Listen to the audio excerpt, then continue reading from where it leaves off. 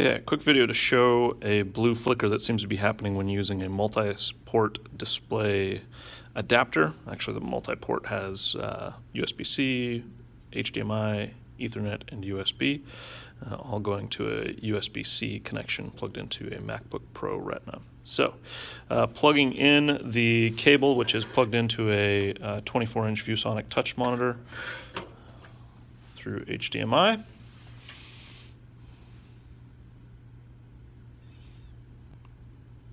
You'll notice that blue blink there that happens. In another video, the blink happens repeatedly,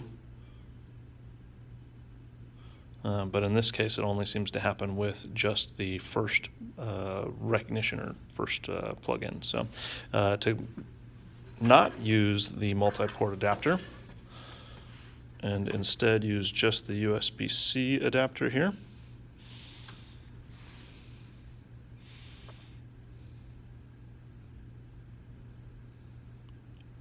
there is no blue flicker.